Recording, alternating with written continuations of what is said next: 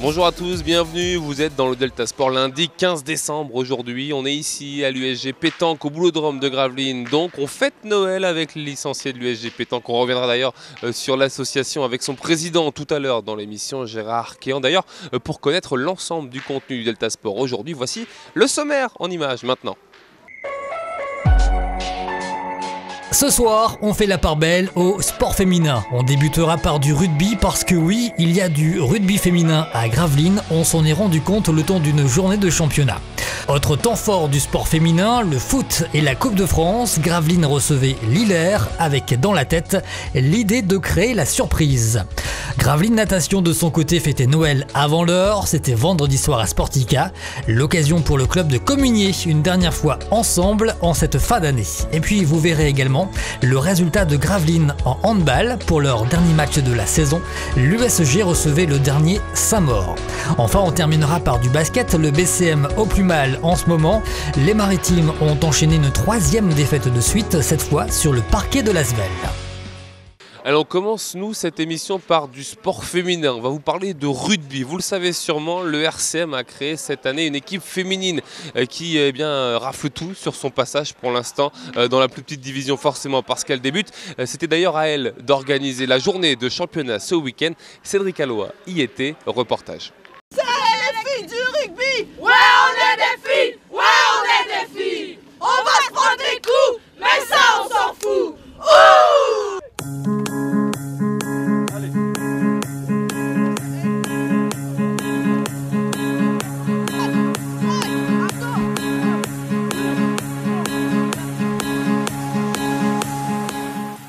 On est à la maison, c'est le premier tournoi de toute la saison sportive de Gravelines. Il y a une équipe féminine, on ne peut pas se permettre de faire les trous du cul. D'accord? Donc là, clairement, il faut qu'on fasse comme la dernière fois. Il faut qu'on aille chercher en face. On met du rythme tout de suite, comme si c'était Villeneuve. Villeneuve va nous regarder jouer. Il faut qu'elle se chie dessus quand elles sont en face de nous. D'accord? RCM, elle devient Donc on commence le championnat cette année. Le premier tournoi ça a été un peu compliqué, on n'a pas gagné qu'un match, heureusement qu'elle faisait forfait parce qu'on avait perdu contre elle, elle n'était que 7 joueuses. Et là pour l'instant on est deuxième au classement derrière Lille. On est toutes des filles qui se recyclent dans notre sport co, donc on est plutôt satisfait du début de saison pour l'instant. Et on aimerait passer dans les phases hautes pour la deuxième partie de championnat. C'est l'ambiance avant match, après match, on se fait des bouffes chez l'une, chez l'autre. Voilà, on est devenues des coéquipières, mais on est aussi devenues des copines, quoi. Donc, des copines de troisième mi-temps, voire même de quatrième. Voire quatrième, voire plus. Vous avez bien compris, il y a du rugby féminin à Gravelines. Et les filles de Vincent Lamotte débutent leurs 4 rencontres par Calais, lors du championnat de France à 7 fédérales.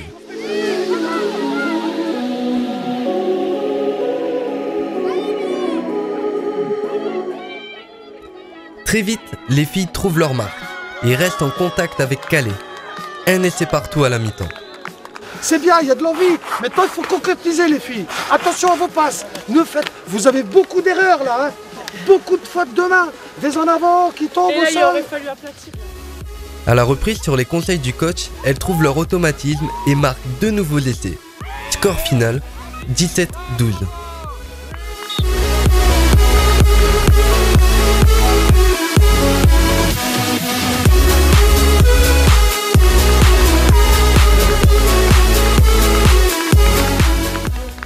À 12. On a eu du mal un peu à rentrer dans le match, mais une fois qu'on a fait les percussions, etc., on s'est bien senti. On a tout de suite vu que c'était prenable et on a mis 100% de nos performances. Il y a moyen qu'on fasse un résultat cet après-midi. Pour leur second match, c'est contre Boulogne et c'est en force que les filles vont s'imposer sur un score de 32-10.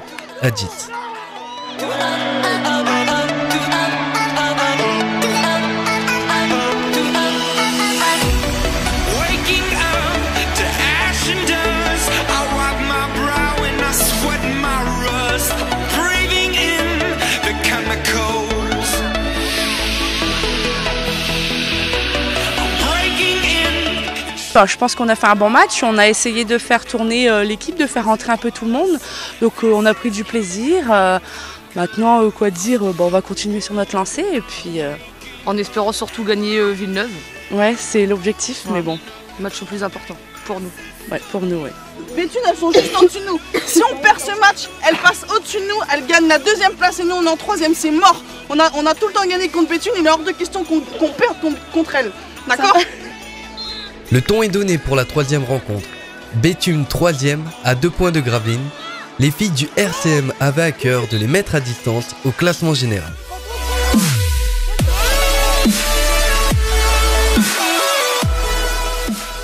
Et c'est en puissance qu'elles vont s'imposer sur le plus gros score de l'après-midi, 48 à 5.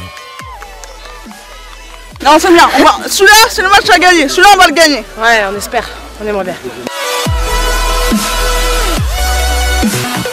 Quand chacun arrive à jouer plus ou moins à sa place et qu'on arrive à combiner vraiment tous les gabarits, ça peut donner du très beau jeu où chacun peut trouver du plaisir dans sa fonction.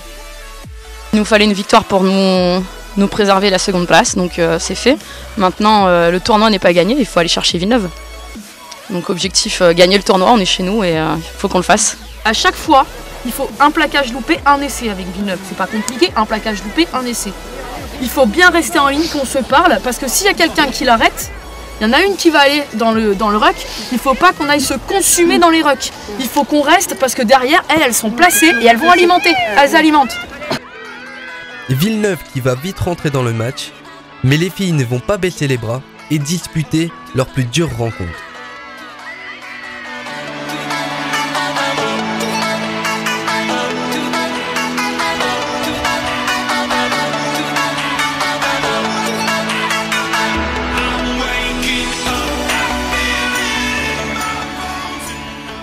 Elles vont rester au coude à coude et même mener le match avant de se faire égaliser en fin de rencontre, 4 essais partout. Aux transformations, Villeneuve loupera leurs 4 tentatives, tandis que Gravelines sera plus adroit. Score final, 24-20. Heureux, 4 matchs, 4 victoires, on a réussi à battre Villeneuve. L'objectif était quand même de maintenir notre 2e place. Une victoire de Villeneuve, je veux dire, c'est la petite cerise sur le gâteau, mais là c'est une grosse cerise quand même. Ouais. Un super cadeau. Ouais, c'est magnifique. Elles ont combattu jusqu'au bout, elles n'ont rien lâché et voilà, elles sont parfaites. Et on a hâte de découvrir la suite pour les filles de Vincent Lamotte. On va rester, nous, dans l'émission, dans le sport féminin. On va parler de football tout de suite avec la Coupe de France féminine. Un nouveau tour pour l'US Gravelines qui a affronté Lillers ce week-end. C'était l'autre temps fort d'ailleurs de ce week-end. Lillers formation de D2 quand on sait que Gravelines est désormais en DH. Certes, sur le papier, Lillers est favorite, mais à domicile, les Gravelinoises sont capables de tout. Alors ont-elles réussi l'exploit de sortir Lillers? La réponse avec le résumé de la rencontre. On a assisté à un vrai match de Coupe de France dimanche entre Gravelines et Lillers, il n'y a pas à dire, les filles de Véronique Rogerie nous ont fait rêver.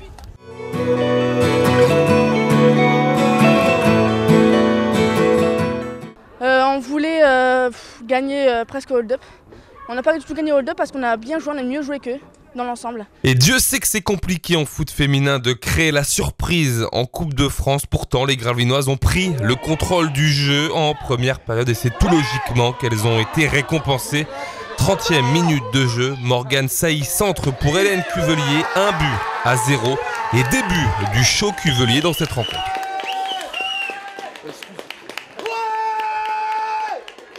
On retrouve la Gravelinoise 10 minutes plus tard, à la 40e, à pleine vitesse, elle s'en va doubler le score. Ça fait d'ailleurs le bonheur de certains en tribune. À la mi-temps, Gravelines est devant, mène 2-0 face à Lillers et c'est d'une logique implacable. C'était le mot qui était dit au vestiaire, c'est justement de sortir avec, en ayant dans la tête un 0-0 et puis de redémarrer le match comme on l'a démarré en première. C'est facile à dire, c'est difficile à faire et on a vu que pendant 20 minutes, effectivement, Lillers nous ont mis un peu la misère. Surtout qu'Hélène Cuvelier va louper l'occasion de tuer tout suspense quelques minutes après le retour des vestiaires.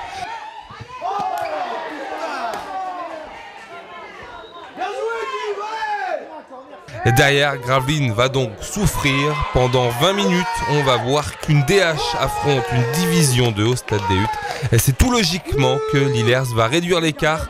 Levasseur sur coup franc relance le match à 20 minutes de la fin. Et la tension monte d'un cran entre les deux équipes. Les corners vont s'accumuler sur le but gravelinois.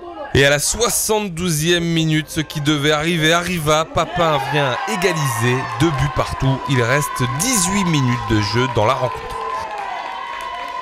À ce rythme-là, on ne donne pas cher de la peau des Gravelinoises. Et pourtant, c'est bien elles qui vont finir au mieux cette rencontre. Et sur un exploit individuel, une nouvelle fois d'Hélène Cuvelier, à la 85e minute, Gravelines reprend l'avantage.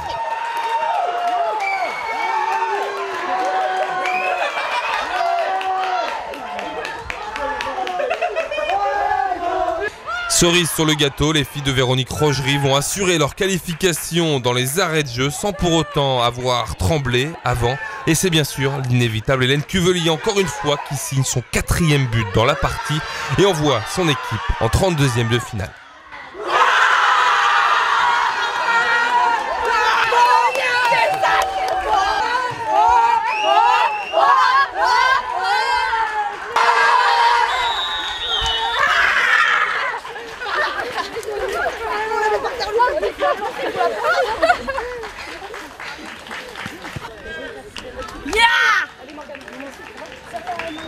C'est une victoire qui compte, oui. Mentalement, ça compte énormément. C'est là-dessus où j'ai dit en début de saison qu'il fallait travailler. Et je pense que mentalement, on a réussi quelque chose de très fort aujourd'hui. L'USG connaîtra son adversaire demain, mardi, lors du tirage au sort marqué par l'entrée en liste des équipes de Division 1. En DH, toujours pas de retour au championnat pour Lone Plage qui voit son match face au Touquet reporté. Les Gravelinois, eux, en déplacement à Roubaix, reviennent avec une petite valise défaite 3-1. Au classement, ces deux faits ne changent rien. Gravelines est toujours leader mais se fait rattraper par Roubaix, son adversaire du week-end. Lone Plage est toujours dernier mais avec 2 matchs de retard sur son voisin gravelinois. Les équipes jeunes de l'USG étaient elles mobilisées ce samedi. Avant leur rencontre, les petits Gravelinois ont participé à l'opération Un jouet pour Noël avec le conseil municipal jeune. Une fois avoir débarrassé leur placard et offert leurs jouets, ils ont pu participer à leurs matchs respectifs. Merci à vous tous pour les enfants qui n'ont pas de jouets. Le rayon solidaire.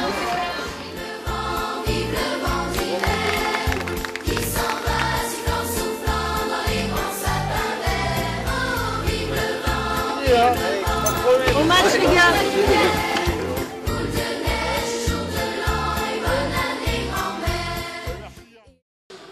Allez, donc on est dans le Delta Sport Party Interview. On est avec Gérard, le président de l'USG Pétanque. Bonjour Gérard. Bonjour. Alors si on est là aujourd'hui, c'est pour fêter un peu Noël tous ensemble avec le club, c'est ça? Oui, c'est ça, oui, tout à fait, oui. C'est le concours de fin d'année qui regroupe pratiquement tous les adhérents de l'USG Pétanque. Et on le voit, il y a beaucoup de monde là qui vient jouer à la pétanque. À peu près 100 personnes aujourd'hui, oui. Et ça va se passer comment? C'est un concours en 3 parties. Et ensuite, à la fin du concours, il y a des boissons gratuites, des petits pains, comme on fait dans toutes les petites fêtes de Noël, quoi. Et voilà, passer du temps ensemble après tout. Voilà, passer un moment ensemble et puis marquer la fin de l'année, quoi. On le voyait à votre assemblée générale, vous disiez que vous aimeriez mettre les jeunes en avant. Il y a beaucoup de jeunes qui font de la pétanque dans votre club. C'est difficile à les amener à faire de la compétition? Très difficile à les amener à faire la compétition. Les jeunes préfèrent en général le football, le basket. La pétanque, ça vient après, quoi. Et vous en avez quand même? On en a quand même, oui, mais très peu, malheureusement. Et comment ça se passe avec eux? Les jeunes, on les inscrit dans les concours officiels à la Fédération française de pétanque, quoi. Et puis, en général, ils font 1 an, 2 ans, et après, ils arrêtent quand ils arrivent à, je dirais 14-15 ans, quoi. Ils changent d'orientation. Pour revenir plus tard, peut-être? Et ils reviennent plus tard, à tous les coups, oui. Ça marche. Bon, nous, on va s'intéresser à un autre Noël, celui de Gravelines Natation, qui a eu lieu ce week-end du côté de la piscine de Sportica. On a eu le bonheur avec Cédric Alloy de voir le Père Noël. On voit ça en images. La piscine de Sportica est pleine à craquer. Gravelines Natation a investi des lieux pour fêter Noël et ça se voit.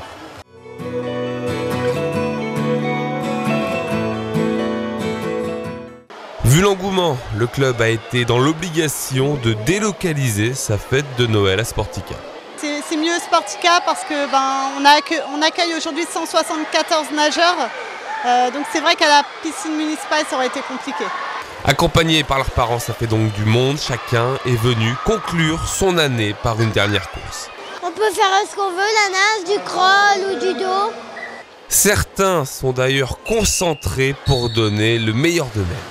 Ça demande beaucoup de pression, il faut pas vider toute son énergie et puis je suis prêt. T'es stressé ou pas? C'est vrai, t'es stressé aujourd'hui? Non, pas trop.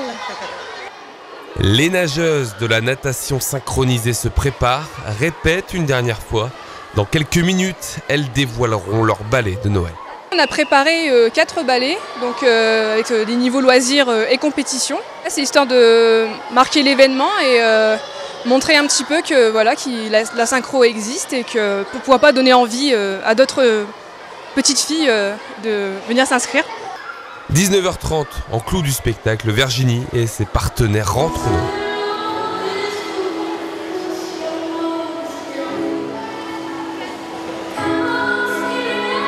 Idéal pour annoncer la venue de la star de la soirée. Père Noël! Père Noël! Père Noël!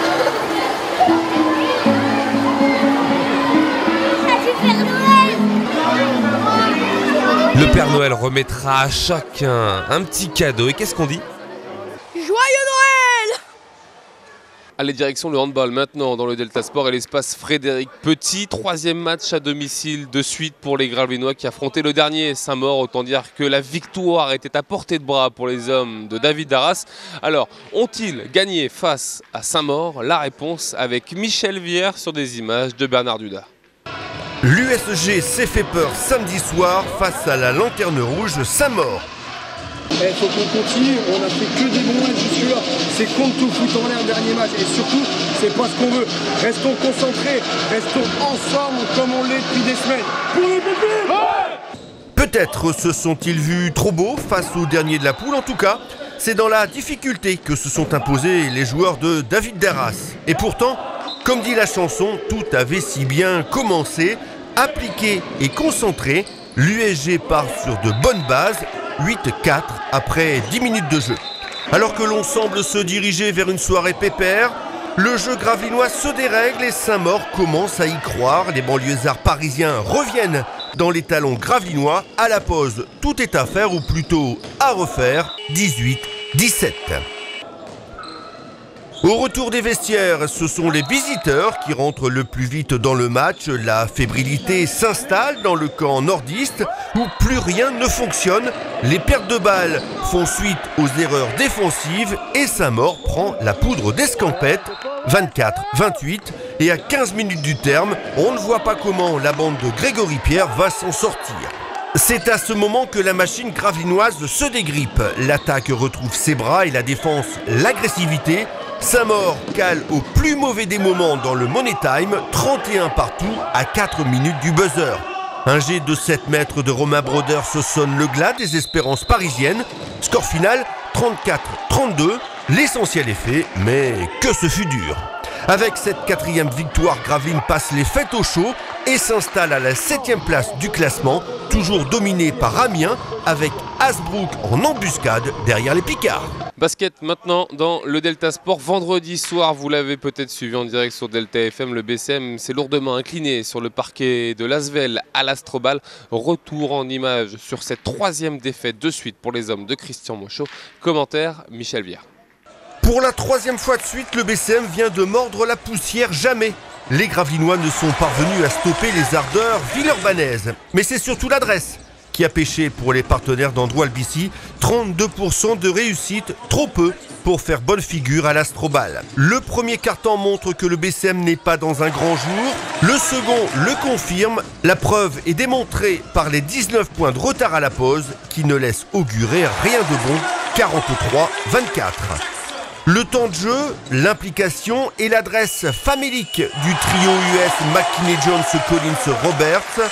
3 tirs tentés, aucun réussi, 3 rebonds et 26 minutes de jeu au total ont pesé lourd dans la balance. Heureusement que Brown, impeccable une nouvelle fois de sobriété, 17 points et 15 rebonds, a répondu présent. Sinon, la note aurait été beaucoup plus salée. Andrew Albici a tenu son rang. Jean-Frédéric Morancy à un degré moindre, a marqué 10 points mais n'a capté aucun rebond. Quant à Solo Diabaté, il a rendu une copie de -6 d'Eval.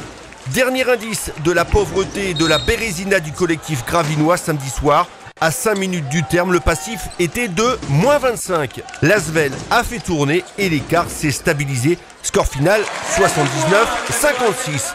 Il va vite falloir trouver le remède aux maux nordistes. Nancy se profile samedi soir. Pas le moment de coincer. La qualification pour la Leaders Cup est encore loin.